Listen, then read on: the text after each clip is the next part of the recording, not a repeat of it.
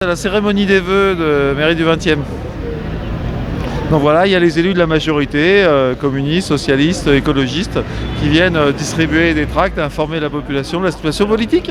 On n'est pas d'accord avec les nouvelles orientations qui sont prises.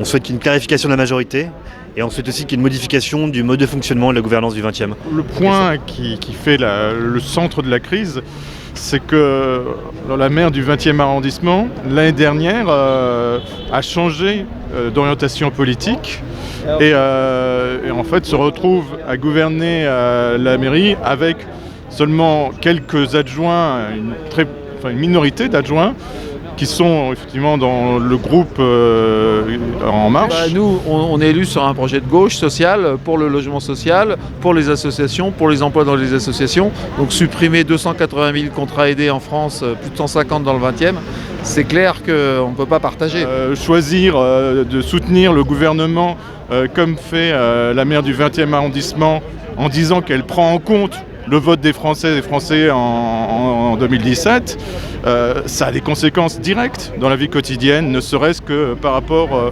aux emplois aidés, les associations qui subissent les réductions drastiques. On a un sénateur, 2 députés, 7 adjoints, la première adjointe à la maire et de fait la maire qui l'assume de plus en plus, qui sont En Marche. Donc ici, bienvenue dans le 20e, terre En Marche. On ne peut pas changer d'orientation politique et dire que rien n'a changé.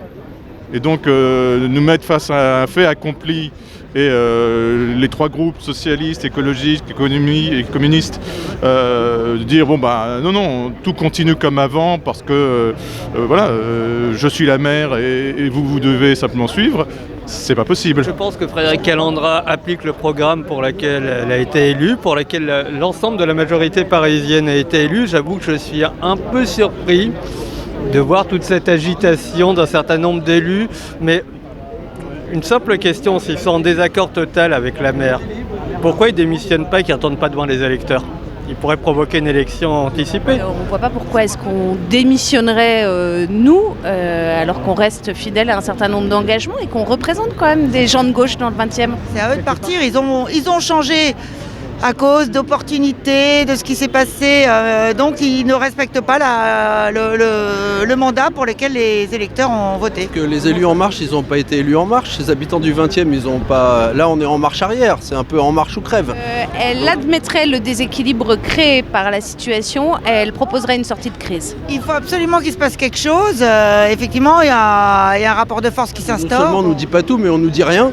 Bien au contraire, et les questions qui sont posées dans le cadre normal sont complètement évacuées, tournées en bourrique, etc. Et effectivement, les adjoints qui font partie de la majorité sont empêchés de travailler dans de bonnes conditions, que ce soit au niveau des collaborateurs et au niveau des informations qui sont données au compte-gouttes. C'est pas une crise sur le fond, c'est simplement une saute d'humeur, des règlements de compte, sans doute à l'intérieur du Parti Socialiste, parce que le Parti Socialiste traverse une crise très profonde.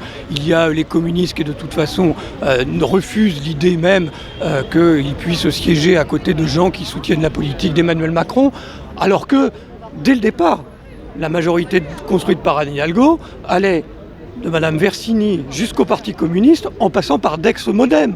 Donc, les sensibilités dans la majorité parisienne, elles existent de toujours. Ça va être peut-être intéressant les votes ce soir. Peut-être que la maire et sa majorité En Marche vont souhaiter que l'ensemble de l'arrondissement, je ne sais pas, se convertisse à sa ligne ou l'intronise peut-être comme la reine du 20e. Par rapport à la politique aussi menée sur les migrants, c'est des choses qui touchent au quotidien. Que nous soyons traversés par ces questions, c'est normal. Et il y a dans l'exécutif parisien des gens qui soutiennent effectivement la politique du gouvernement et d'Édouard Philippe et d'Emmanuel Macron.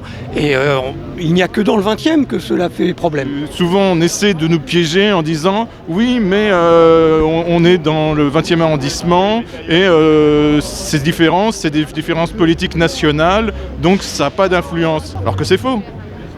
Choisir de soutenir le gouvernement comme fait la maire du 20e arrondissement en disant qu'elle prend en compte le vote des Français en 2017, ça a des conséquences directes. Madame Calandra a proposé à la majorité comme il se fait régulièrement pour réguler justement les différentes sensibilités politiques, un vœu dit de l'exécutif.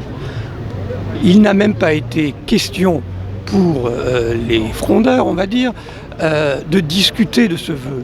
Alors que ce vœu reprenait l'idée d'un moratoire, précisément, dénonçait la brutalité avec laquelle le gouvernement avait baissé le nombre d'emplois aidés. Mais on voit bien que ce n'est pas ce qui les intéressait dans l'histoire.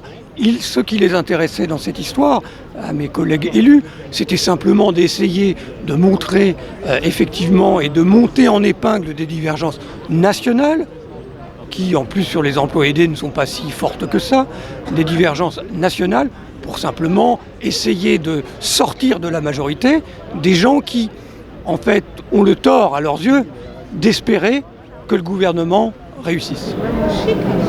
Je suis le patron de l'opposition municipale de la droite et du centre. Et Dieu sait si je ne soutiens pas Madame Calandra, on n'est pas dans la même famille politique, mais néanmoins je trouve que là, ils en font un peu beaucoup, à chaque conseil à mettre la pagaille.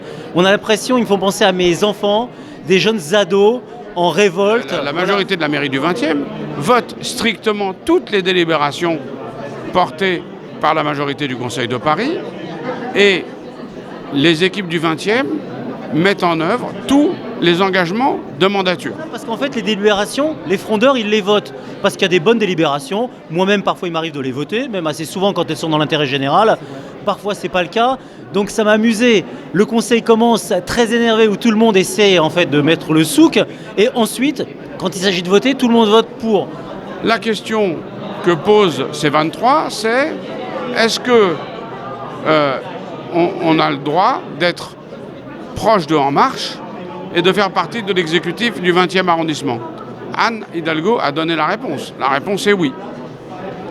Donc, si ces gens ont autre chose à vendre ou à demander que des places, eh bien, qu'ils démissionnent et qu'on soit renvoyé devant les électeurs. C'est aussi simple que ça.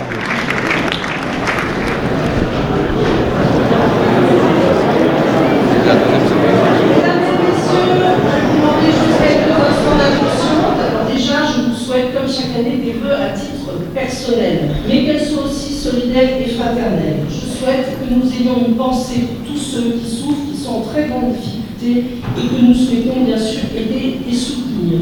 Je redis que c'est dans l'action collective, ensemble, avec les élus de l'équipe municipale, avec nos partenaires, avec les associations, avec les conseillers et conseillères de quartier, avec vous et pour vous, que nous continuerons de construire le 20e de demain. Ce 20e arrondissement regarde l'avenir avec confiance et garde à l'esprit ce qui fonde son identité. La solidarité, la bienveillance, le progrès social, l'émancipation individuelle et collective dans la diversité des parcours, des conditions et des origines.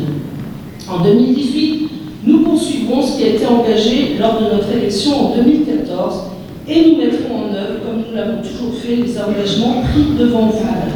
Vous avez probablement vu qu'il y a des tracts qui sont distribués en bas sur le parvis de la mairie. Et ces tracts, ils disent que je suis autoritaire et sétaire. Mais pourquoi ? Pourquoi ? Parce qu'une partie de mes élus, les élus qui faisaient partie de ma majorité, ont décidé de rejoindre la République en marche. C'est leur droit. Moi, justement, je ne suis pas un dictateur, mes élus ne sont pas mes marionnettes et je n'ai jamais menacé personne pour qu'ils soient d'accord avec moi. Voilà, moi, je suis toujours membre du Parti Socialiste. Ma première adjointe, Florence, qui est là, a décidé de rejoindre la République en marche.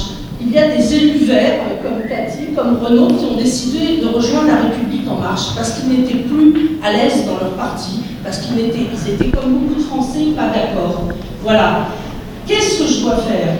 Les exclure, leur retirer leur délégation, me comporter comme les vieux élus, comme la vieille politique, comme la vieille France, taper du pied par terre, hurler à la trahison. Ce n'est pas cela la vie. Moi, ce que je regarde, c'est est-ce que mes élus font leur travail municipal. Aujourd'hui, je vous le dis, nous accomplirons les engagements que nous avons pris en 2014 avec l'équipe qui a été constituée en 2014 et dans le cadre défini avec Anne Hidalgo et l'Hôtel de Ville. Est-ce que c'est compliqué aujourd'hui d'être maire du 20e dans le contexte national nouveau ? Bien sûr que c'est compliqué. Mais justement, comme disait le général de Gaulle, si j'avais une vocation à être dictateur, depuis le temps ça se saurait. Donc non, je ne suis pas un dictateur et non, je ne suis pas sectaire. J'essaie essaye de maintenir un collectif qui travaille au service des habitants, au service de la municipalité. Voilà, belle année à toutes et à tous, ainsi qu'à vos proches, et bonne galette des rois.